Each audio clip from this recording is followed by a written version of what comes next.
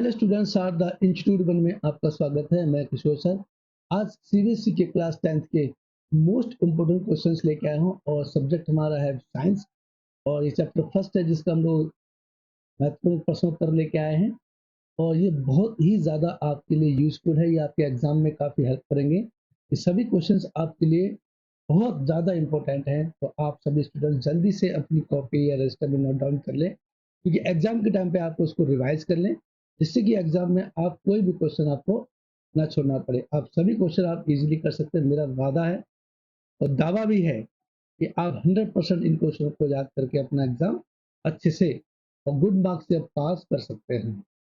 तो आज हमारा जो फर्स्ट चैप्टर है उसका नाम है रासायनिक अभिक्रिया और समीकरण।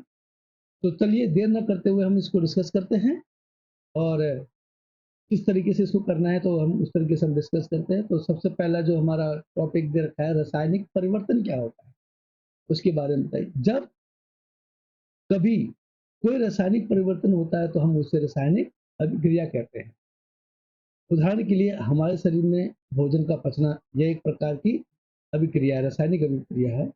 लोहे का जंग लगना, यह भी एक रासायनिक अभिक्रिया है। तो आप इस एक बात और ध्यान रखें सभी स्टूडेंट, जो भी आप हेडिंग लिखें वो आपको ब्लैक पेन से लिखनी है। बाकी आपको जो एक्सप्लेनेशन देनी है, जो आपको एक्सप्लेन करना है, वो आपको ब्लू पेन से लिखना। इस बात का विशेष ध्यान रखें, क्योंकि आपके जो टॉपिक्स हैं अलग से दिखने चाहिए। इनको अंडरलाइन भी कर सकते हैं आप, अंडरलाइन करेंगे तो और भी अच्छा लगेगा। तो चलिए देखते हैं हम लोग क्या रासायनिक समीकरण इसे कहते हैं, रासायनिक समीकरण क्या होता है, इस तरीके के क्वेश्चन आपसे पूछ सकता है।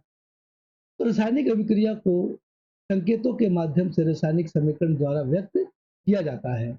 उदाहरण, मैग्नीशियम धातु का दहन करने के लिए या करने पर मैग्नीशियम ऑक्साइड का उत्पादन होता है। जैसे देखिए Mg+O2, अगर इन दोनों को हम लोग मिक्स करते हैं या अभिक्रिया करते हैं तो MgO प्राप्त होता है। किसी भी रासायनिक अभिक्रिया को कुछ परिवर्तनों के आधार पर पहचाना जा सकता है, जिसमें मुख्य अवस्था या रंग में परिवर्तन, गैस का उत्सर्जन या तापमान में परिवर्तन। इस तरीके के कुछ जो परिवर्तन है जिससे हम पहचान सकते हैं कि कोई अभिक्रिया हो रही है। इसी का नेक्स्ट पॉइंट देखते हैं। रासायनिक अभिक्रियाओं को अधिक सूचनात्मक बनाने के लिए उनकी भौतिक स्थिति को दर्शाना या दर्शाया जाता है। जैसे गैस के लिए G, द्रव्य के लिए I, इसे हम लोग लिक्विड कह सकते हैं, सॉरी द्रव के लिए L होगा, द्रव के लिए L जिसे हम लिक्विड कहते हैं, ठोस के लिए S यानी कि सॉलिड, तथा जलीय विलय के लिए AQ। इस तरीके के हम लोग इसको एक सूचकांक दे सकते हैं। चलिए नेक्स्ट पॉइंट हम लोग इसको डिस्कस करते हैं। संतुलित रासायनिक समीकरण क्या है, इसको एक्सप्लेन कीजिए। तो ये इस तरीके से आपसे पूछ सकता है, तो आप इसको जरूर करें। अभिक्रिया अभिकारक तथा उत्पादक के प्रत्येक तत्व के परमाणुओं की संख्या को समान करने के लिए उनमें संतुलित किया जाता है। अब कैसे हम संतुलित करते हैं, किस तरीके से करना चाहिए, ये सारा उसमें दे रखा है। मुख्य रूप संतुलित रासायनिक समीकरण अभिकारक तथा उत्पादक के प्रत्येक तत्व के परमाणुओं की संख्या को समान करने के लिए उसे संतुलित किया जाता है। उदाहरण के लिए देखिए, हम लोग देखते हैं FeS+H2O यानी कि पानी। अगर इन दोनों को हम लोग संतुलित करेंगे, मिलाएंगे तो क्या होगा, Fe2O3+H2, जो कि को किस प्रकार संतुलित किया जा सकता है, 3Fe ब्रैकेट में S प्लस 4H2O ब्रैकेट में G। तो इसको हम लोग कैसे संतुलित कर सकते हैं, देखिए इस तरीके से कर सकते हैं, Fe2O3S प्लस 4H2 ब्रैकेट में G। इस तरीके से हम इसको संतुलित या संयोजित कर सकते हैं। संयोजन अभिक्रिया, जिन अभिक्रियाओं में दो या दो से अधिक पदार्थ मिलकर एक नए पदार्थ बनाते हैं, उन्हें संयोजन अभिक्रिया कहते हैं। उदाहरण के लिए देखिए दिखाया गया है इसमें CaO+H2O मिलकर क्या बनाता है, ये बनाता है हमारा CaOH। यानी CaO कैल्शियम ऑक्साइड चूना पत्थर, तो H2O यानी कि जल। अब देखिए Ca ब्रैकेट में OH कैल्शियम हाइड्रोक्साइड बुझा हुआ चूना। अब Ca ब्रैकेट में OH ब्रैकेट में 2 को घरों में सफेदी के लिए उपयोग किया जाता है। यह CO2 कार्बन डाइऑक्साइड के साथ क्रिया करके CaCO3 बनाता है, जिससे दीवारों पर चमक आती है। CaOH2Aq प्लस CO2 ग्राम, इन दोनों को अगर मिक्स करते हैं तो एक नया केमिकल बनता है, जैसे CaCO3S प्लस H2O ब्रैकेट में L। CaCO3 कैल्शियम कार्बोनेट कोयले का दहन बनता है, जिसे हम लोग कॉक कहते हैं, ये उसका है। CS प्लस O2G, CO2G बनता है जल का बनना। 2H2 ग्राम प्लस O2 ग्राम मिलाकर बनता है 2H2O। ये कुछ उनके समीकरण दिए गए थे जिनको हमने सॉल्व किया है। तो नेक्स्ट क्वेश्चन करते हैं हम लोग। ऊष्माक्षेपी ऊष्मा उन्मोची अभिक्रियाएं क्या होती हैं, किसे कहते हैं, इस तरीके के क्वेश्चन आपसे पूछ सकते हैं। वे अभिक्रियाएं जिनमें अभिक्रियाओं के दौरान ऊष्मा निकलती है उसे हम लोग ये कहते हैं ऊष्माक्षेपी ऊष्मा उन्मोचित अभिक्रिया। श्वसन भी ऊष्मा उन्मोचित अभिक्रिया है। ऊष्मा उन्मोची श्वसन भी ऊष्मा उन्मोची अभिक्रिया है। श्वसन भी ऊष्मा उन्मोची अभिक्रिया है। शाक सब्जियों का विघटन होकर कंपोस्ट में बदलना विघटन अभिक्रियाएं ऐसी अभिक्रियाएं जिनमें एक अभिकारक विघटन होकर दो या अधिक उत्पाद का निर्माण करता है। विघटन अभिक्रिया 3 प्रकार की होती हैं। वियोजन अभिक्रियाएं, ऊष्मीय वियोजन, ऊष्मा के द्वारा की गई वियोजन अभिक्रिया।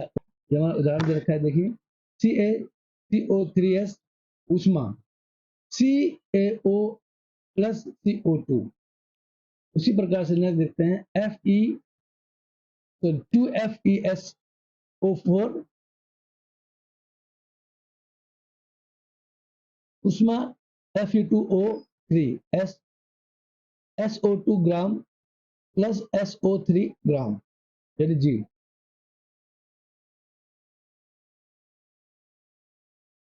उसी प्रकार से दे रखा है, देखिए PbNO3 ऊष्मा, PbOS plus N4NO2 plus O2। लेडलाइट और लेड ऑक्साइड, लेडराइट, लेड नाइट्रेट और लेड ऑक्साइड बनता है। अब इसको जो हम बोलते हैं द्वितीय वियोजन। जलीय वियोजन में ऊर्जा विद्युत के रूप में प्रदान की जाती है। H2O विद्युत 2H2 ग्राम प्लस O2 ग्राम। प्रकाशीय वियोजन, जब वियोजन के लिए प्रकाश के रूप में ऊष्मा उत्पन्न होती है या उत्पाद होती है तब उसको हम बोलते हैं। जैसे देखिए एग्जांपल दिया गया है 2AgCl सूर्य का प्रकाश, A2G भूरा रंग प्लस Cl2। सिल्वर ब्रोमाइड किस प्रकार अभिक्रिया करता है, देखिए किस प्रकार करता है 2AgBr सूर्य का प्रकाश, 2AgS प्लस Br। इनके कुछ समीकरण दिए गए हैं जो बहुत ज्यादा इंपॉर्टेंट हैं। ऊपर लिखित दोनों अभिक्रियाओं का प्रयोग श्वेत श्याम फोटोग्राफी के लिए किया जाता है। ऊष्मापोषी अभिक्रियाएं, ऊष्मा अभिक्रियाओं में ऊष्मा का शोषण होता है। 2Ba ब्रैकेट में OH bracket 2 plus NH4Cl is equal to B 2BaCl2 plus NH4OH। ये इस प्रकार की कुछ अभिक्रियाएं हैं जो बहुत ज़्यादा इंपॉर्टेंट हैं। तो आप सभी स्टूडेंट्स को जल्दी से जल्दी नोट डाउन कर लें या अपनी कॉपी या रजिस्टर में इसको अच्छे से लिख लें। अगला देखते हैं हम लोग विस्थापन अभिक्रिया। ऐसी अभिक्रियाएं जिसमें एक तत्व दूसरे तत्व को उसके जलीय विलयन से विस्थापित कर देता है, अलग कर देता है, तो उसे हम लोग विस्थापित अभिक्रिया कहते हैं। जैसे Fe plus CuSO4 is equal to में बनता है FeSO4 प्लस Cu। इस तरीके से इसमें हमें समीकरण को सॉल्व करना होता है। लोहे की कीलो का जंग भूरे रंग सॉरी लोहे की कीलो का रंग भूरा हो जाता है और कॉपर सल्फेट का नीला रंग फीका हो जाता है। जैसे ZnS plus CuSO4 is equal to में आता है ZnSO प्लस Cu। इस तरीके से समीकरण को हमें सॉल्व करना है।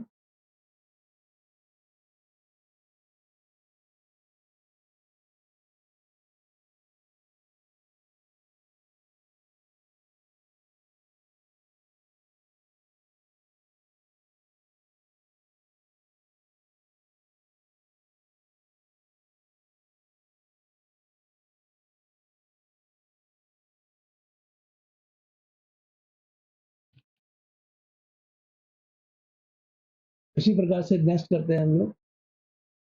जिंक और सीसा धातु कॉपर की अपेक्षा अधिक अभिक्रियाशील है। यह कॉपर धातु को उसके यौगिक में विघटन कर देती है। तो द्विविस्थापन अभिक्रिया ऐसी अभिक्रियाएं जिसमें दो भिन्न यौगिक क्रिया करके दो नए यौगिक बनाता है, उसे हम लोग ये क्रिया कहते हैं। द्विविस्थापन अभिक्रिया ऐसी अभिक्रियाएं जिसमें दो भिन्न यौगिक क्रिया करके नए यौगिक बनाते हैं। जैसे Na2SO4 प्लस BaCl, फिर आता है हमारा BaSO4 2NaHCl। नेक्स्ट क्वेश्चन करते हैं हम लोग। अपचयन अभिक्रिया के दौरान जब किसी पदार्थ में ऑक्सीजन की वृद्धि या हाइड्रोजन का ह्रास होता है तो उसे अपचयन कहते हैं। जैसे 2Cu प्लस O2 उसमें निकाले तो क्या बनेगा हमारा 2CuO। जब कॉपर को गर्म किया जाता है तो एक लाल रंग आ जाता है।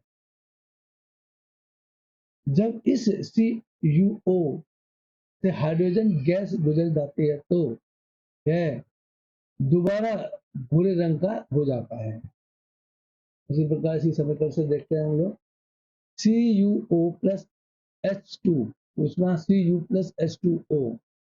अपचयन ऐसी अभिक्रिया जिसमें ऑक्सीजन का ह्रास या हाइड्रोजन की वृद्धि होती है। चलिए नेक्स्ट क्वेश्चन देखते हैं हम लोग। संक्षारण जब किसी धातु की सतह पर वायु जल और किसी और पदार्थ की धुंधली परत चढ़ जाती है। लोहे पर जंग लगना, चांदी पर काली परत चढ़ना, विकृत गंधिता वसा युक्त तथा तेलीय खाद्य सामग्री को लंबे समय तक रखने पर वे विकृत गंधिता हो जाते हैं तथा उनका स्वाद व गंध बदल जाती है।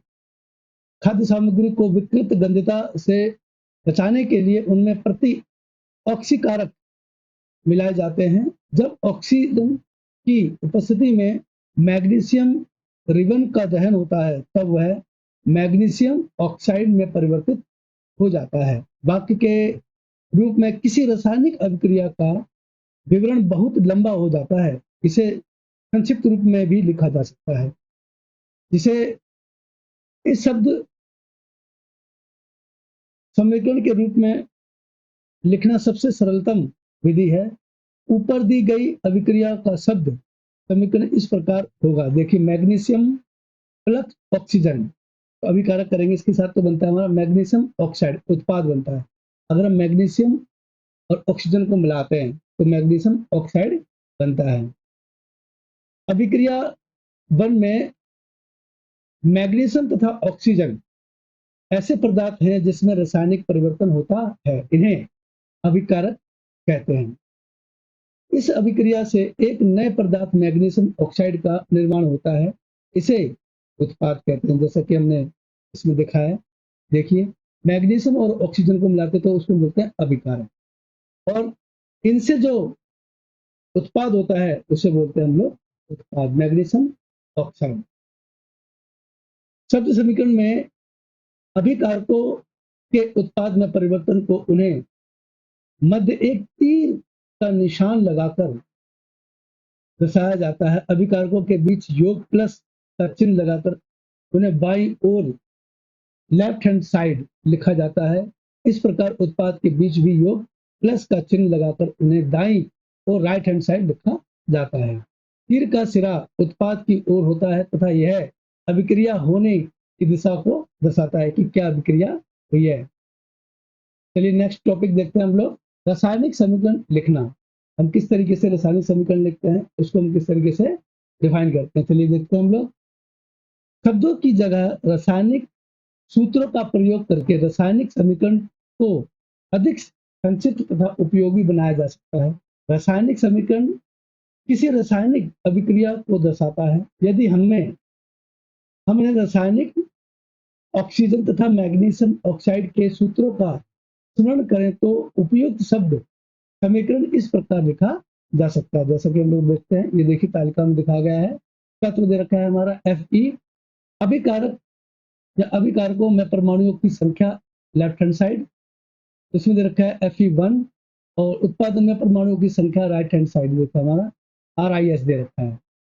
तो इसमें 3 है, H का हमारा 2 है, और उत्पादन में परमाणु की संख्या हमें दे रखी 2, और यहाँ दे रखा है हमें O1, और उत्पादकों की परमाणु संख्या हमारी 4।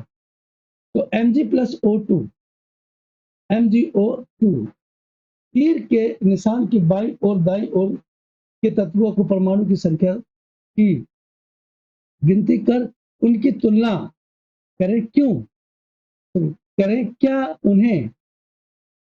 क्या दोनों ओर तत्वों के परमाणु संख्या समान है? यदि है तो समीकरण संतुलित है, यदि नहीं है तो समीकरण असंतुलित है, क्योंकि समीकरण के दोनों ओर का द्रव्यमान बराबर नहीं है। किसी अभिक्रिया का ऐसा रासायनिक समीकरण ढांचा रासायनिक समीकरण कहलाता है।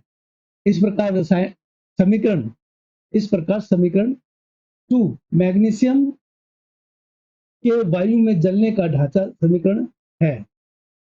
उसी प्रकार से नेक्स्ट टॉपिक देखते हैं हम लोग, संतुलित रासायनिक समीकरण का महत्व क्या होता है बताइए। क्वेश्चन इस तरीके से पूछ सकते हैं आपसे कि संतुलित रासायनिक समीकरण क्या होता है, इसका क्या महत्व है, इसे परिभाषित कीजिए, इसको एक्सप्लेन कीजिए। इस तरीके के क्वेश्चन आपसे एग्जाम में पूछ सकता है, तो आपको इसका यही जवाब देना है कि देखिए उत्तर में लिखना है संतुलित रासायनिक समीकरण का महत्व किसी भी रासायनिक अभिक्रिया के द्रव्यमान का ना तो निर्माण होता है और ना ही विनाश, अर्थात किसी भी रासायनिक अभिक्रिया के उत्पाद तत्वों को कुल द्रव्यमान अभिकारक तत्वों के कुल द्रव्यमान के बराबर होता है। दूसरे शब्दों में रासायनिक अभिक्रिया के पहले एवं उसके पश्चात प्रत्येक तत्व के परमाणुओं की संख्या समान रहती है। इसलिए हमें कंकाली समीकरण को संतुलित करना आवश्यक है। हम रासायनिक समीकरण को चरणबद्ध संतुलित कैसे करना है देखेंगे। क्रियाकलाप के शब्दों समीकरण को इस प्रकार दर्शाया जा सकता है, जिंक सल्फ्यूरिक अम्ल, जिंक सल्फेट प्लस हाइड्रोजन। तो इसको देखिए हम किस तरीके से एक्सप्लेन करते हैं। उपयुक्त शब्द समीकरण को निम्नलिखित रासायनिक समीकरण से दर्शाया जा सकता है, Zn plus H2SO4 arrow ZnSO4 plus H2, इस तरीके से इसको दर्शाया जा सकता है। जैसा कि देखिए टेबल हम लोग देखते हैं, तत्व दे रखा है हमारा ZnHS H2O अभिकारकों की परमाणु संख्या Zn की 1 दे रखी है, H की 2 दे रखी है, S की हमारी 1 दे रखी है और O की हमारी 4 है। उसी प्रकार उत्पादन में परमाणुओं की संख्या RIS 1 2 1 4 दे रखी है। और नेक्स्ट देखते हैं ऑक्सीजन के परमाणु अभिकारकों में उत्पादकों में।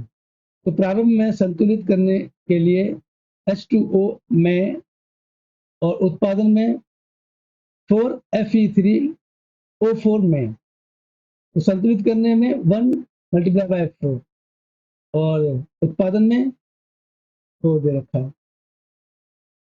तो इसको चलिए हम लोग एक्सप्लेन करते हैं किस तरीके से बताया गया है। देखिए समीकरण 3 में तीर के निशान के दोनों ओर के तत्वों के परमाणु की संख्या की तुलना करेंगे। समीकरण 3 में तीर के निशान के दोनों ओर के प्रत्येक तत्व के परमाणुओं की संख्या समान है, इसलिए यह एक संतुलित रासायनिक समीकरण है। अब हम निम्न रासायनिक समीकरण को संतुलित करने का प्रयास करते हैं।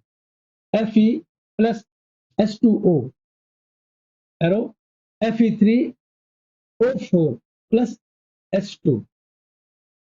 तो चरण 1 में देखिए रासायनिक समीकरण को संतुलित करने के लिए सबसे पहले प्रत्येक सूत्र के चारों ओर एक बॉक्स बना लें। समीकरण को संतुलित करने या करते समय बॉक्स के अंदर कुछ भी परिवर्तन नहीं करेंगे। Fe plus H2O is equal to में एरो में Fe3O4 प्लस H2। चरण सेकंड देखते हैं। संतुलित समीकरण 5 में उपस्थित विभिन्न तत्वों के परमाणुओं की संख्या की सूची बना लेंगे कि किस तरीके से हमारे क्या क्या परमाणु दे रखे हैं। चरण थर्ड में देखते हैं। सुविधा के लिए सबसे अधिक परमाणु वाले यौगिकों को पहले संतुलित करेंगे, चाहे वह अभिकारक हो या उत्पादक। उस यौगिक में सबसे अधिक परमाणु वाले तत्व तत्वों को चुनेंगे। इस आधार पर हम Fe3O4 और उसके ऑक्सीजन तत्व को चुनते हैं।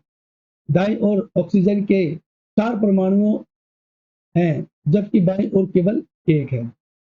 ऑक्सीजन परमाणु को संतुलित करने के लिए यह याद रखना आवश्यक है कि परमाणुओं की संख्या को बराबर करने के लिए हम अभिक्रिया में शामिल तत्व तथा यौगिकों के सूत्रों को नहीं बदल सकते। जैसे कि ऑक्सीजन परमाणु की संतुलित करने के लिए हम 4 गुणांक लगाकर 4H2O लिख सकते हैं, लेकिन H2O4 या H2O4 नहीं।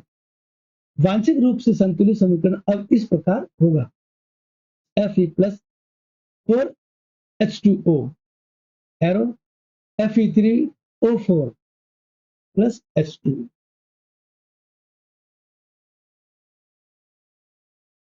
आंशिक रूप से संतुलित समीकरण तो Fe तथा H परमाणु अब भी संतुलित नहीं होंगे। इसमें भी किसी एक तत्व को चुनकर आगे बढ़ते हैं। अब हम आंशिक रूप से संतुलित समीकरण में हाइड्रोजन परमाणु को संतुलित करते हैं। हाइड्रोजन परमाणु को बराबर करने के लिए दाईं ओर हाइड्रोजन अणु की संख्या को 4 कर देते हैं।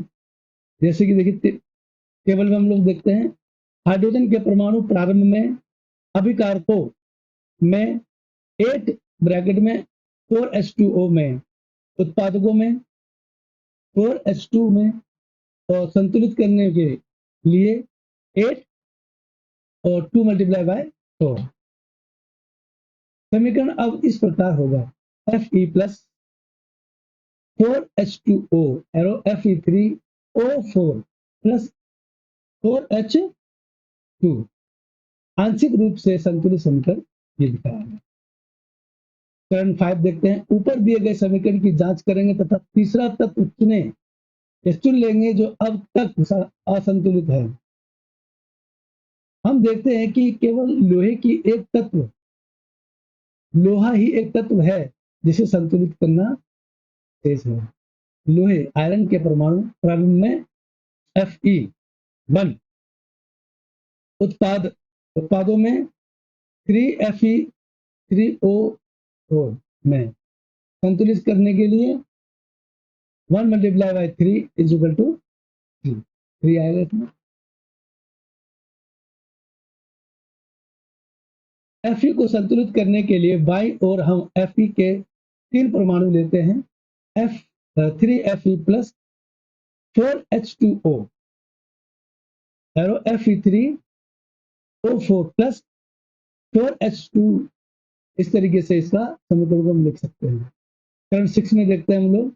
अंत में इस संतुलित समीकरण की जांच करने के लिए हम समीकरण में दोनों ओर के तत्वों के परमाणुओं की संख्या का परिकलन करते हैं।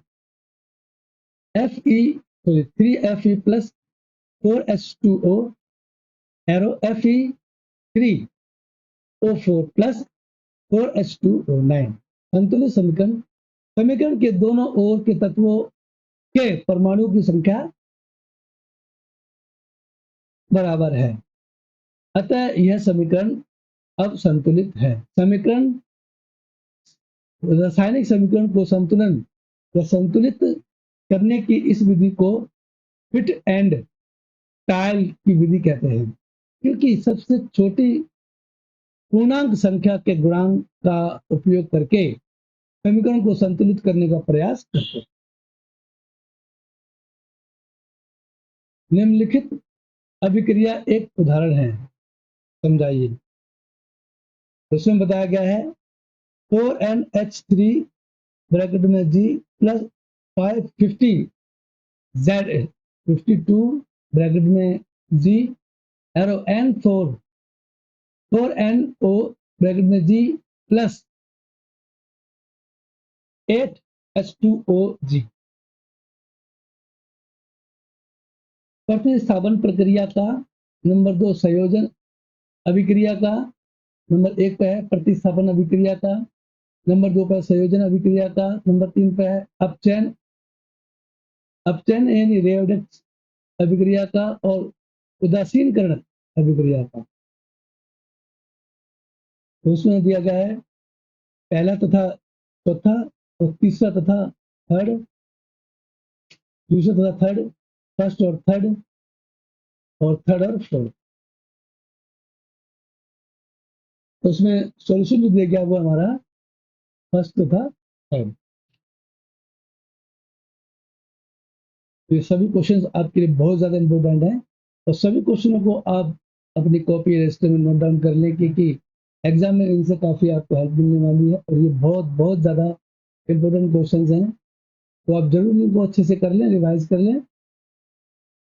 चलिए हम नेक्स्ट क्वेश्चन करते हैं हम लोग।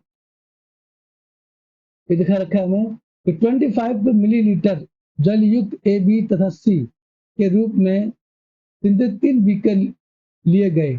ए तथा बी के सी बीकरों में कुछ मात्रा में क्रमशः NaOH निर्जला CuSO2 तथा NaCl मिलाया गया।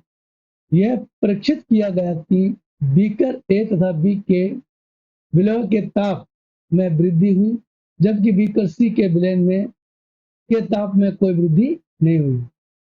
निम्नलिखित में से कौन सा कथन सत्य है, बताइए। क्वेश्चन दिए गए हमारे, इस तरीके से हमें उसको सॉल्व करना है। बीकर ए तथा बी में ऊष्माक्षेपी प्रक्रम संपन्न हुआ। बीकर ए तथा बी में ऊष्माक्षेपी प्रक्रम प्रारंभ हुआ या संपन्न हुआ। 3 में बीकर सी में ऊष्मापेक्षिक प्रक्रम उत्पन्न हुआ। नंबर 4 बीकर सी में ऊष्माक्षेपी प्रक्रम संपन्न हुआ। तो इसका आंसर क्या होना चाहिए?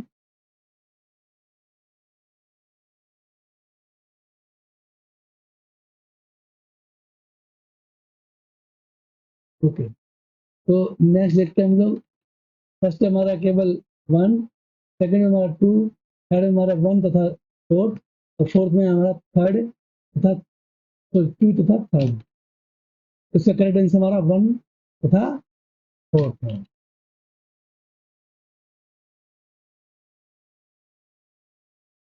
निम्नलिखित में से कौन सी द्विविस्थापन अभिक्रिया है, अभिक्रियाएं हैं? तो ये दिया गया, देखिए उसको आप सही अभिक्रिया पहचानिए। द्विविस्थापन अभिक्रिया कौन सी है? तो हमें कुछ एग्जाम्पल दिए गए हैं, देखिए इसमें दे रखा है हमारा 1 तथा फोर्थ केवल 2, और थर्ड में है 1 तथा 2, और फोर्थ में हमारा थर्ड तथा 4, थर्ड तथा फोर्थ। चलिए नेक्स्ट क्वेश्चन हम लोग डिस्कस करते हैं। ब्रेमियम क्लोराइड अमोनियम सल्फेट के साथ अभिक्रिया पर बेरियम सल्फेट और अमोनिया क्लोराइड देता है। निम्नलिखित में से कौन सा अभिक्रिया के प्रकार को सही प्रदर्शित करता है, दिखाइए। नंबर 1 पे आता है विस्थापन अभिक्रिया, नंबर 2 पे आता है अवक्षेपण अभिक्रिया, नंबर 3 पे आता है संयोजन अभिक्रिया, और 4 पे आता है द्विविस्थापन अभिक्रिया। तो इसके ऑप्शन दे रखे हैं हमें, केवल 1, केवल 2, केवल 4, 2 तथा 4। तो सही आंसर इसका हमारा है केवल 4। क्या नेक्स्ट क्वेश्चन देखते हैं हम लोग। निम्नलिखित में से कौन से ऊष्माशोपी प्रक्रम है, यह है? तो ऑप्शन देखिए, हमारा 1 पे दे रखा है सल्फ्यूरिक अम्ल का तनुकरण, 2 पे दे रखा है सूक्ष्म बर्फ या ऊर्ध्वापातन, जल बाष्प का संगणन, जल का बाष्पीकरण। तो इसके ऑप्शन दे रखे हमें 1 तथा 3, केवल 2, केवल 3, और चौथा दे रखा है हमें 2 तथा 4। इसका सोल्यूशन दे रखा है हमें 2 तथा 4। एक्सपेरिमेंट देखते हैं हम लोग। सूक्ष्म बर्फ का ऊर्ध्वापातन और जल का बाष्पीकरण दोनों ऊष्माशोपी प्रक्रम है, और ऊर्ध्वापातित तथा वाष्पीकृत होने के लिए अपने चारों ओर ऊर्जा प्राप्त करते हैं, अतः दोनों प्रक्रम शीतल उत्पन्न करते हैं।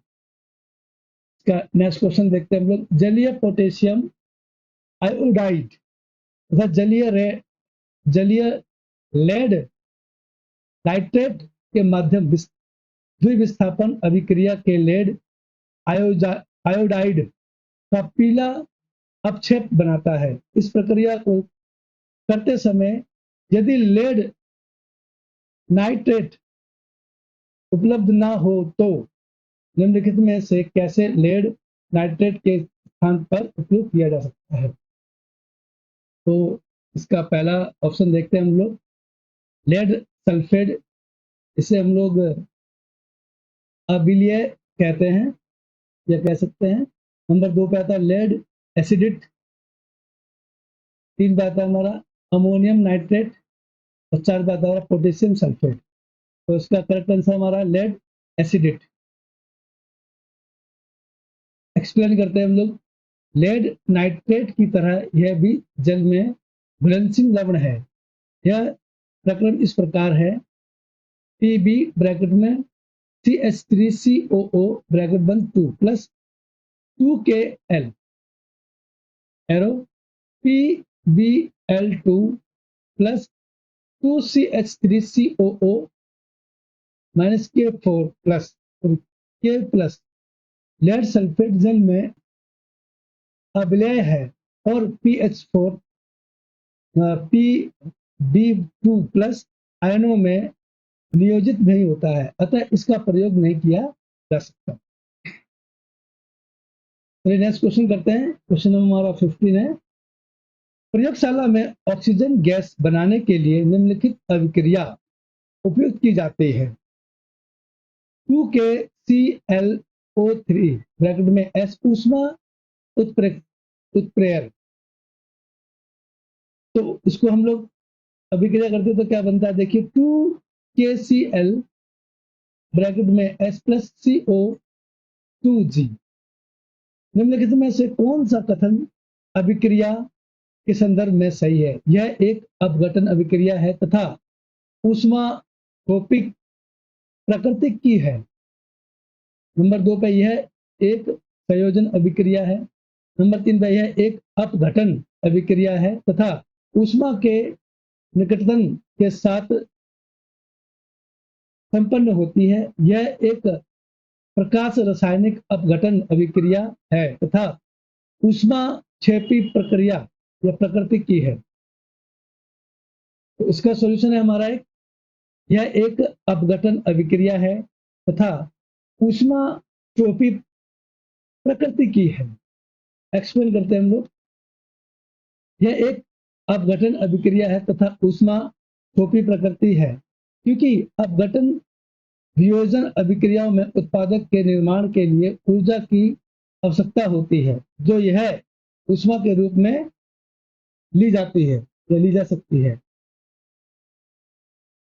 क्वेश्चन नंबर 17 देखते हैं हम लोग। निम्नलिखित में से कौन सी रासायनिक अभिक्रिया में अभिक्रिया ताप पर अभिक्रिया कारकों एवं क्रिया फलों की अवस्थाओं को सही संकेत चिन्ह द्वारा प्रदर्शित किया गया है। नंबर 1 पे देखते हैं हम लोग 2H2 ब्रैकेट में I प्लस O2 ब्रैकेट में I, तो उसको हम लोग अभिक्रिया करते हैं तो क्या हमें प्राप्त होता है 2H2OG। नंबर 2 पे आता है हमारा 2H2G प्लस O2 ब्रैकेट में I बराबर 2H2O ब्रैकेट में I 3 2H2 ब्रैकेट में G plus OG sorry O2 bracket में G is equal to 2H2O bracket में I 4H का 2H2 ब्रैकेट में G प्लस O2 ब्रैकेट में G is equal to 2H2O bracket में G। इसका solution हमारा है 2H2G प्लस O2 ब्रैकेट में G is equal to 2H2O bracket में I। एक्सप्लेन करते हैं हम लोग। कमरे के तापमान पर हाइड्रोजन और ऑक्सीजन गैस होती है, गैस होते हैं, जबकि पानी तरल होता है और इसलिए इसे अभिक्रिया में अभिकारकों और उत्पादकों की सही स्थिति का प्रतिनिधित्व करता है। क्वेश्चन नंबर 18 देखते हैं। निम्नलिखित में से कौन सी संयोजन अभिक्रिया है? जैसे हमें दे रखी है नंबर 1 पे 2KClO3, तो इसको हम लोग अभिक्रिया करते हैं ऊष्मा के साथ तो क्या प्राप्त होता है हमें 2KCl प्लस 3O2। नंबर 2 पे देखते हैं हम लोग MgO प्लस H2O, तो क्या प्राप्त होता है Mg प्लस ब्रैकेट में OH ब्रैकेट 2। थर्ड पे आता है हमारा 4AI plus 3O2 is equal to 2AI2 O3।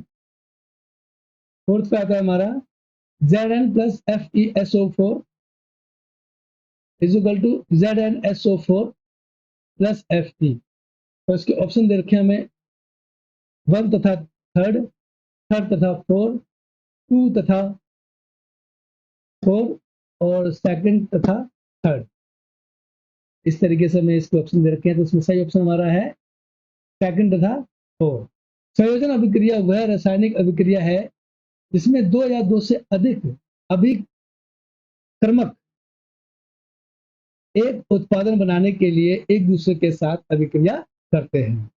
जैसे कि दिखाया गया, देखिए MgO प्लस H2O अभिक्रिया करेगा तो क्या होता है Mg ब्रैकेट में OH ब्रैकेट 1 2 ब्रैकेट, अभिक्रिया में MgO और H2O Mg ब्रैकेट में OH2 बनाने के लिए संयोजन हो जाते हैं और अभिक्रिया 4AI प्लस 3O2 बराबर 2A I2O3 में AI और O2 2AI2O3 बनाने के लिए संयोजित करते हैं। 2KCiO3 ऊष्मा के साथ हम अभिक्रिया करते हैं तो क्या होता है, ये बनता है हमारा 2KCi प्लस 3O2। अभिक्रिया वियोजन अभिक्रिया तथा Zn प्लस FeSO4 के साथ अभिक्रिया करते हैं तो हमारे बनता है ZnSO4 प्लस Fe। अभिक्रिया विस्थापन अभिक्रिया है। चलिए क्वेश्चन नंबर नेक्स्ट देखते हैं हम लोग। नेक्स्ट क्वेश्चन हमारा, निम्न अभिक्रिया के लिए संतुलित रासायनिक समीकरण लिखिए तथा अभिक्रिया के प्रकार को पहचानिए। सोडियम हाइड्रोक्साइड विलयन एसिडिक अम्ल से अभिक्रिया कर सोडियम एसिडिक तथा जल बनाता है। तो सॉल्यूशन क्या है इसका, सोडियम हाइड्रोक्साइड विलयन एसिडिक अम्ल से अभिक्रिया कर सोडियम एसिडिक एसिटेट तथा जल बनाता है। उपयुक्त रासायनिक अभिक्रिया के लिए संतुलित रासायनिक समीकरण यह है, NaOH ब्रैकेट में AQ प्लस CH3COOH ब्रैकेट में AQ। तो अभिक्रिया करके क्या बनाता है हमारा CH3COONA ब्रैकेट में AQ प्लस H2O ब्रैकेट में I। उपयुक्त समीकरण अभिक्रिया एक द्विविस्थापन अभिक्रिया है। उसी प्रकार नेक्स्ट क्वेश्चन देखते हैं, निम्न अभिक्रिया के लिए संतुलित रासायनिक समीकरण लिखिए तथा अभिक्रिया के प्रकार को पहचानिए। साद्र सल्फ्यूरिक अम्ल की उपस्थिति में एथनाइल अम्ल के साथ गर्म करने पर एथिल एसिडेट देता है। स्पष्ट कीजिए। तो सोल्यूशन क्या है, साद्र सल्फ्यूरिक अम्ल की उपस्थिति में एथेनॉइल अम्ल के साथ गर्म करने पर एथिल एसिटेट देता है। उपयुक्त समीकरण अभिक्रिया के लिए संतुलित रासायनिक समीकरण इस प्रकार दिया गया, देखिए C2H5OH ब्रैकेट में I प्लस CH3COOH ब्रैकेट में I। तो इसके साथ हम अभिक्रिया करते हैं, सांद्र H2SO4 के साथ अभिक्रिया करते हैं तो क्या बनता है हमारा CH3COOC2H5 ब्रैकेट में I प्लस H2OI। उपयुक्त रासायनिक अभिक्रिया संयोजन एस्टिरीकरण अभिक्रिया का उदाहरण है। चलिए क्वेश्चन नेक्स्ट देखते हैं हम लोग। निम्न अभिक्रिया के लिए संतुलित रासायनिक समीकरण लिखिए तथा रासायनिक तथा अभिक्रिया के प्रकार को पहचानिए। एथिन ऑक्सीजन की उपस्थिति में दहन पर कार्बन डाइऑक्साइड तथा जल बनाती है तथा ऊष्मा एवं प्रकाश निर्मित होते हैं। तो इसका आंसर है C2H4 ब्रैकेट में G प्लस 2CO2 ब्रैकेट में G प्लस 2H2O ब्रैकेट में G प्लस ऊष्मा प्लस प्रकाश। यह एक रेडॉक्स अभिक्रिया, यह एक रेडॉक्स अभिक्रिया क्योंकि इसमें एथिन का अपचयन हो रहा है तथा ऑक्सीजन का अपचयन हो रहा है। यह एक दहन अभिक्रिया भी है क्योंकि इसमें ऊष्मा और प्रकाश के रूप में ऊर्जा का निर्गमन भी हो रहा है। क्वेश्चन नंबर नेक्स्ट, निम्न अभिक्रिया के लिए संतुलित रासायनिक समीकरण लिखें तथा अभिक्रिया के प्रकार को पहचानिए। मैग्नीशियम रिबन नाइट्रोजन गैस के वातावरण में जलने पर ठोस मैग्नीशियम नाइट्रेट का निर्माण करता है। कैसे, बताइए। चलिए सोल्यूशन देखते हैं हम लोग। 3Mg ब्रैकेट में H प्लस N2 ब्रैकेट में G और Mg3n2 ब्रैकेट में S, ऐसी अभिक्रिया जिसमें दो या दो से ज्यादा अभिकारक मिलकर एकल उत्पाद का निर्माण करते हैं उसे संयोजन अभिक्रिया कहते हैं।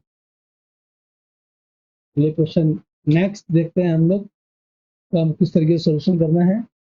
दी गई अभिक्रिया में x और y के रूप में दिए गए अवयव या चरों को बताइए। Cu ब्रैकेट में S प्लस 2AgNO3 ब्रैकेट में A2 is equal to CuNO3 2AQ plus X bracket में S। सॉल्यूशन हमारा CuS प्लस 2AgNO3 ब्रैकेट में AQ इज इक्वल टू, यह अभिक्रिया करके हम लोग क्या प्राप्त करते हैं, Cu ब्रैकेट में NO3 ब्रैकेट 2 ब्रैकेट में AQ प्लस 2Ag ब्रैकेट में S।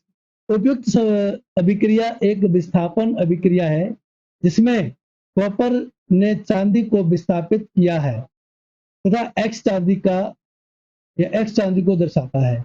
दी गई अभिक्रिया में X तथा Y के रूप में दिए गए अवयव चरों को बताइए।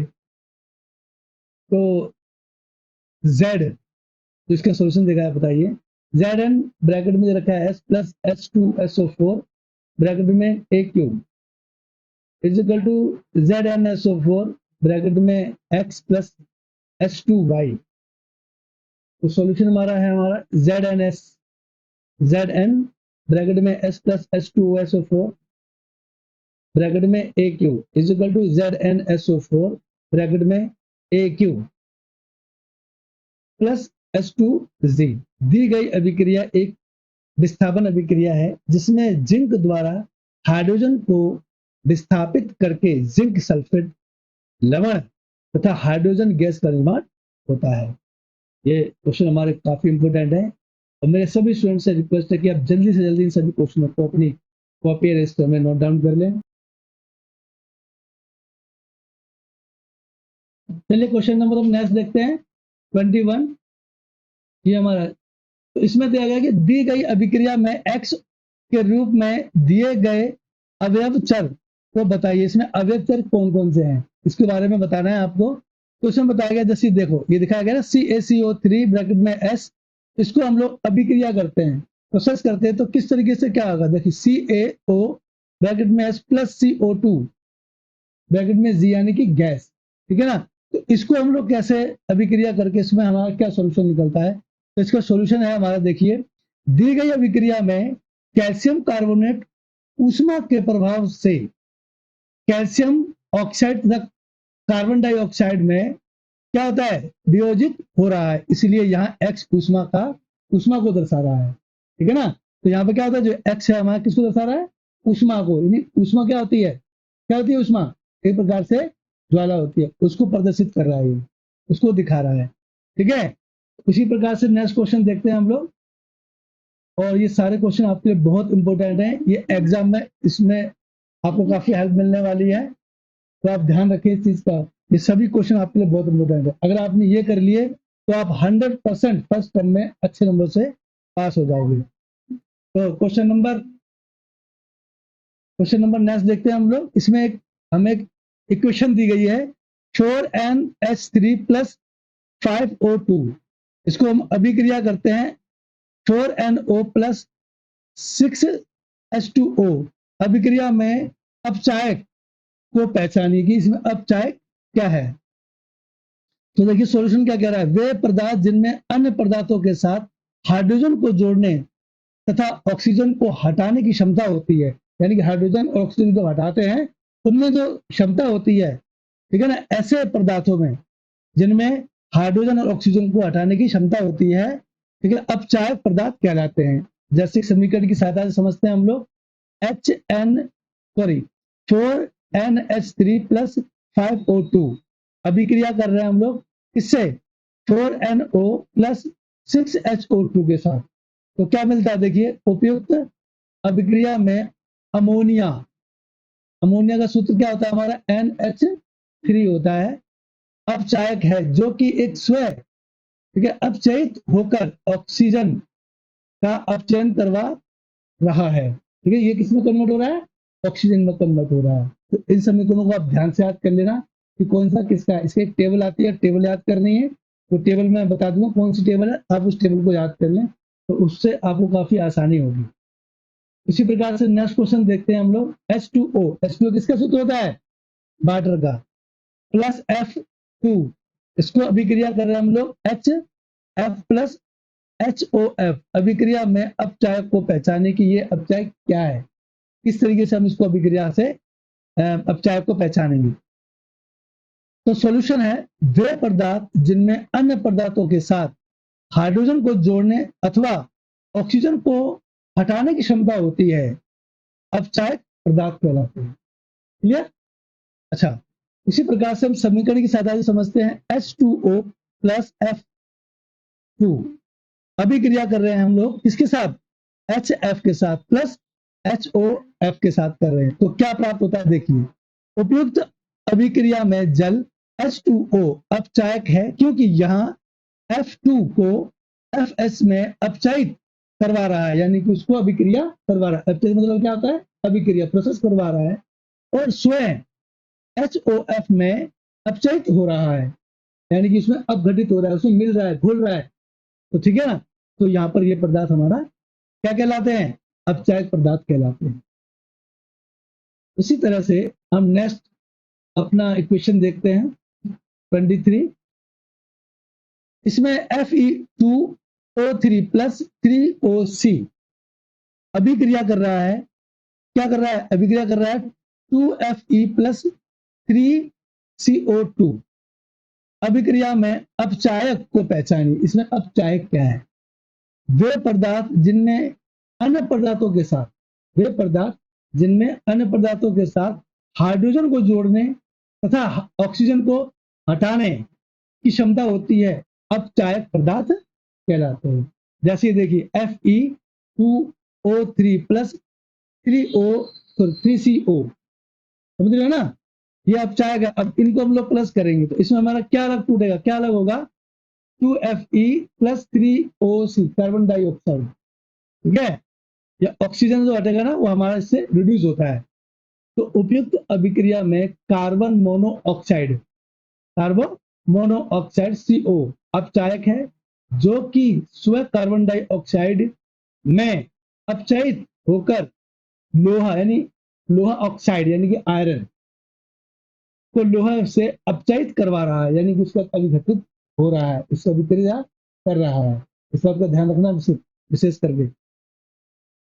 आपका जो फर्स्ट चैप्टर है वो सभी अभिक्रियाओं पे डिपेंड है, सारे इसमें फॉर्मूलेज अभिक्रिया दे रखी है, किस तरीके से कौन सा जो केमिकल किसके साथ क्या किस तरीके का रिएक्शन करता है, क्या उसके साथ अभिक्रिया होती है, इस तरीके के काफी क्वेश्चन इसमें दिए गए हैं। और टोटल ये चैप्टर हमारा इसी पर डिपेंड है। ठीक है, तो चलिए नेक्स्ट क्वेश्चन देखते हैं हम लोग। 2H2 प्लस O2 के साथ अभिक्रिया करके हम लोग क्या बोलते हैं, क्या प्राप्त होता है हमें? ये होता है 2H2O अभिक्रिया में अपचायक को पहचानिए। अब इसमें अपचायक वो सेम कंडीशन, पहले वाले अपचायक को पहचानना है। वे पदार्थ जिनमें अन्य पदार्थों के साथ हाइड्रोजन को जोड़ने और ऑक्सीजन को हटाने की क्षमता होती है, अपचायक कहलाते हैं। सेम ऊपर वाला क्वेश्चन है, पर इसमें कंडीशन अलग है। 2H2 प्लस O2 प्लस इसके साथ अभिक्रिया करके क्या प्राप्त होता है हमको? 2H2O प्राप्त होता है। उपयुक्त समीकरण में हाइड्रोजन अपचायक है जो कि स्व जल में अपचयित होकर, यानी घुलकर प्रक्रिया करके प्रोसेस करके ऑक्सीजन को जल में अपचयित करवा रहा है। अब आपको पता है कि जल में क्या होती है? ऑक्सीजन। तो ऑक्सीजन पानी में घुल सकती है, घुलनशील है। तो ऑक्सीजन है वो पानी में घुल जाती है। आपको पता है जैसे कि समुद्र में मछलियां होती हैं तो क्या करती है, वो सांस लेती है ना। सांस कहाँ से लेती है? क्योंकि उनकी गिल लगी होती है, गिल से वो सांस लेती है, क्योंकि ऑक्सीजन में, सॉरी पानी में ऑक्सीजन होता है, इसलिए। चलिए नेक्स्ट क्वेश्चन करते हैं हम लोग। इधर रखा है हमारा CuO प्लस HO अभिक्रिया करके Cu प्लस H2O अभिक्रिया में ऑक्सीकारक को पहचानिए। इसमें ऑक्सीकारक क्या है? तो जो पदार्थ स्वयं किसी दूसरे पदार्थ में ऑक्सीडेंट जोड़ने या हाइड्रोजन परमाणु को निकालने का काम करते हैं, ऑक्सीकारक कहलाते हैं। ऐसे क्वेश्चन पेपर में पूछेगा, ध्यान रखना कि ऑक्सीकारक क्या होता है। जो क्वेश्चन दे रहा हूं ना मैं, ये सारे क्वेश्चन आपके लिए बहुत ज्यादा इंपॉर्टेंट है। एग्जाम में आपके फर्स्ट टर्म में जो सितंबर में एग्जाम होने वाला है, उसमें ये सारे क्वेश्चन आएंगे। जो ये मैं क्वेश्चन दे रहा हूँ, ये बहुत ज्यादा इंपॉर्टेंट है। ये क्वेश्चन आपके बुक में से बीच बीच में से निकाले गए क्वेश्चन है। ये लास्ट की वोकैबुलरी के क्वेश्चन तो है, पर इसके बीच बीच में से जो क्वेश्चन निकाले गए, टॉपिक से उठाया गया है, उन टॉपिक से क्वेश्चंस बनाए गए हैं। तो पूरे चैप्टर का इसमें निचोड़ है। पूरी जो आपका जो पहला चैप्टर है उसका पूरा इसमें निचोड़ दे रखा है। तो सभी क्वेश्चन आपके लिए इंपॉर्टेंट है। सभी समीकरण को इसमें सॉल्व किया गया है, बताया गया किस तरीके से इसको सॉल्व करना है। तो देखिए, चलिए इसके हम सॉल्यूशन को सॉल्व करते हैं। जो पदार्थ स्वयं किसी दूसरे पदार्थ में ऑक्सीडेंट जोड़ने या हाइड्रोजन परमाणु को निकालने का काम करते हैं, ऑक्सीकारक कहलाते हैं। चलिए इसको हम एक समीकरण की सहायता से समझते हैं। CuO प्लस HO, अगर हम इसके साथ अभिक्रिया करते हैं तो हमें क्या मिलता है? Cu plus H2O। H2O किसका होता है? पानी का होता है। उपयुक्त समीकरण अभिक्रिया में copper oxide, copper Cu oxide O, ठीक है, ये इसका सूत्र होता है। इधर पता है ना आपको? ऑक्सीकारक है जो किसी स्वयं कॉपर धातु यानी Cu में अपचयित होकर हाइड्रोजन H2 गैस को जल में H2O में अपचयित करवा रहा है, यानी कि घुल रहा है, उसके साथ अभिक्रिया कर रहा है। Is that clear? ओके, चलिए नेक्स्ट क्वेश्चन देखते हैं हम लोग। अगला क्वेश्चन जो हमारा है वो है, दी गई अभिक्रिया के लिए संतुलित रासायनिक समीकरण लिखिए। Sulphur sorry copper sulphate potassium iodide से अभिक्रिया पर कीवोप्रेस आयोडाइड Cu2I2 के रूप में अपेक्षित होता है। आयोडीन की वाष्प मुक्त होती है तथा पोटेशियम सल्फेट भी बनाता है। इसको सॉल्व करना है, तो इसका सॉल्यूशन देखते हैं हम लोग। कॉपर सल्फेट पोटेशियम आयोडाइड से अभिक्रिया पर कीवोप्रेस आयोडाइड Cu2C Cu2I2 के रूप में आयोडाइन की वाष्प मुक्त होती है तथा पोटेशियम सल्फेट भी बनाता है। उपयुक्त रासायनिक अभिक्रिया के लिए संतुलित रासायनिक समीकरण ये दिया गया है। इसको हम देख लेते हैं पहले। इसमें दिया गया हमारा 2CuSO4 ब्रैकेट में AQ प्लस 4Ki ब्रैकेट में AQ के साथ अब अगर हम अभिक्रिया करते हैं तो क्या प्राप्त होता है? हमें प्राप्त होता है Cu2I2 ब्रैकेट में S sulphate plus 2K2SO4 bracket में AQ प्लस I2 ब्रैकेट में Z, ये हमें प्राप्त होता है। ये तो हमें समीकरण याद रखना है, अच्छे से इसको करना है, ठीक है। और मेरे सभी स्टूडेंट से मैं कहना चाहूंगा कि आप इन सभी क्वेश्चनों को और आंसरों को अपनी कॉपी या रजिस्टर में नोट डाउन कर लें, क्योंकि ये आपके लिए बहुत बहुत ज्यादा इंपॉर्टेंट है। मैं बार बार रिपीट कर रहा हूँ, ये क्वेश्चंस आपके पूरे चैप्टर का निचोड़ है और एग्जाम में इसमें से 100+10% आपके आने की पूरी पूरी संभावना है। तो आप इसको अपनी कॉपी या रजिस्टर में नोट डाउन कर लें, रिवाइज करना शुरू कर दें, क्योंकि सितंबर में आपके एग्जाम होने वाले हैं। तो आप इसको जल्दी से कर लें। तो चलिए अगला क्वेश्चन हम डिस्कस करते हैं। पोटेशियम क्लोराइड के विलयन को सिल्वर नाइट्रेट विलयन के साथ मिलाने पर एक अभिलय श्वेत पदार्थ बनता है। इससे संबंधित रासायनिक अभिक्रिया दीजिए और अभिक्रिया के प्रकार को पहचानिए। वो कौन से कारक हैं उसको हमें पहचानना है। तो सॉल्यूशन देखते हैं हम लोग। सॉल्यूशन हमारा क्या है? सॉल्यूशन हमारा है KCI ब्रैकेट में AQ प्लस AgNO3 ब्रैकेट में AQ।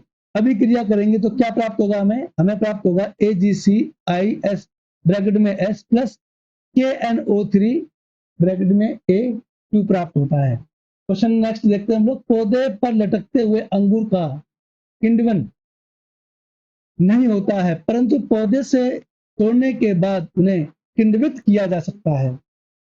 किन परिस्थितियों में अंगूर का किण्वन होता है? यह एक भौतिक परिवर्तन है अथवा रासायनिक परिवर्तन है? एक्सप्लेन करो, बताओ। चलिए इसको हम सॉल्यूशन देखते हैं। पौधे पर लटकते हुए अंगूर जीवित होते हैं। या आपको जैसे पता है, अगर कोई चीज किसी से जुड़ी हुई है, जैसे कोई फ्रूट्स है, अगर किसी पेड़ से या शाखा से जुड़ा हुआ है तो वो जीवित है, टूटने के बाद वो मृत हो जाता है। समझ रहे हो ना? उसी प्रकार से जब पौधे पर या बेल पर अंगूर लटकते हैं तो वो जीवित होते हैं, अतः उनका स्वयं का प्रतिरक्षी तंत्र किण्वन की रोकथाम करवाता है या करता है। टूटे हुए अंगूर में सूक्ष्म जीव वृद्धि कर सकते हैं, छोटे छोटे जीव है जो वृद्धि करते हैं, और अवायवीय श्वसन की परिस्थितियां के अंतर्गत वे खंडित हो जाते हैं, यानी कि खंडित हो जाते हैं, टूट जाते हैं। यह एक रासायनिक परिवर्तन है। समझ रहे हो? उसी प्रकार नेक्स्ट क्वेश्चन देखते हैं हम लोग। H2 गैस का अभिलक्षणीय परीक्षण कीजिए। जिस परखनली से गैस निकल रही हो उसे मुख पर या उसके मुख पर या मुख के समीप एक जलती हुई माचिस की तिल्ली या मोमबत्ती लाएं। अगर परखनली से निकलती हुई गैस बॉप ध्वनि के साथ जलती है तो यह हाइड्रोजन H2 गैस होगी। O2 गैस का अभिलक्षणीय परीक्षण दीजिए कि ऑक्सीजन का अभिलक्षणीय परीक्षण क्या है, किस तरीके से कर सकते हैं इसको हम लोग। तो इसका सॉल्यूशन देखते हैं हम लोग।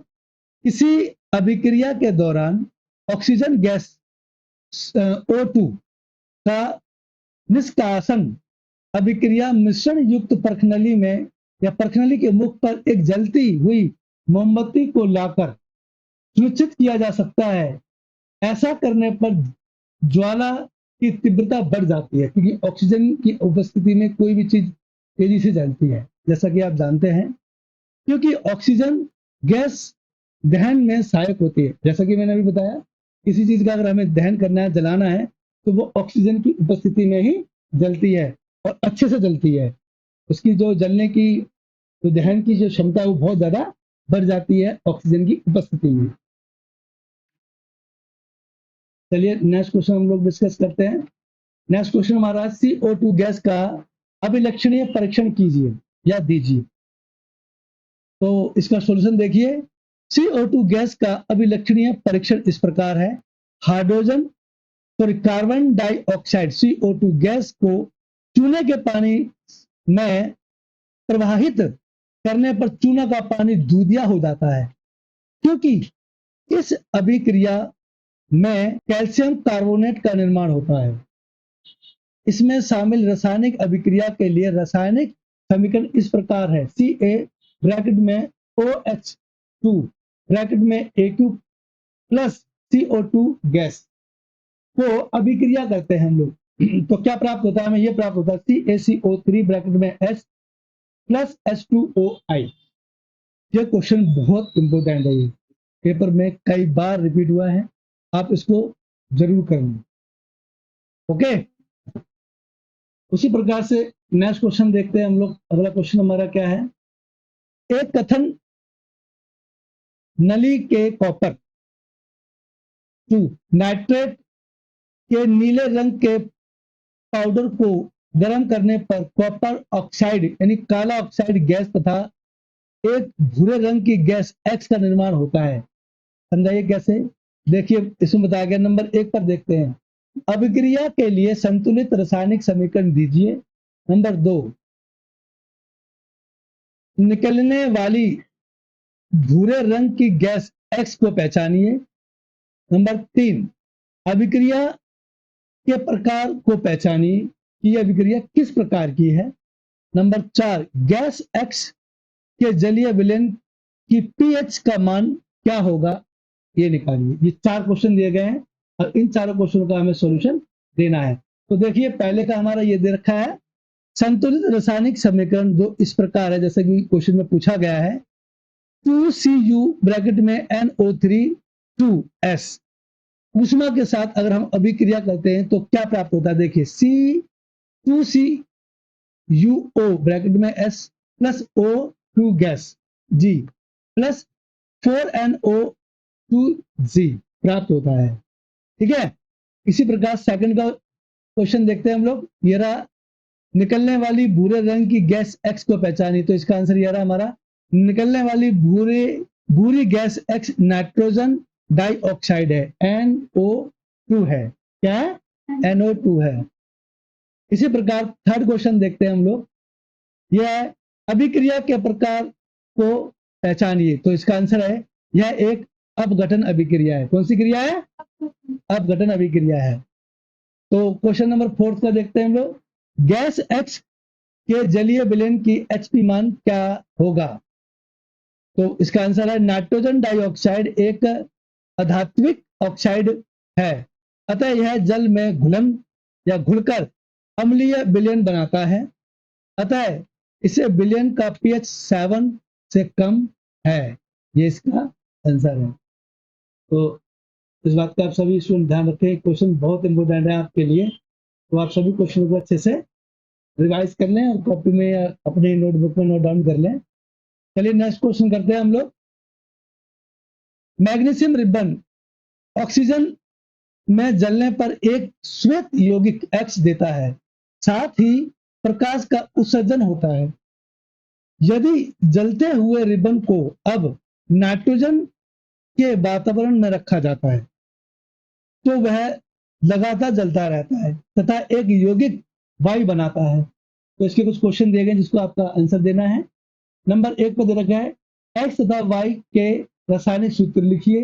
नंबर 2 पे दे रखा है जब X को जल में घोला जाता है तो संतुलित रासायनिक समीकरण कीजिए कि इसका संतुलित रासायनिक समीकरण क्या है, यह भी हमें बताना होगा। तो चलिए इसका सॉल्यूशन देखते हैं। जब मैग्नीशियम रिबन ऑक्सीजन में जलता है या जलाया जाता है वह मैग्नीशियम ऑक्साइड बनाता है।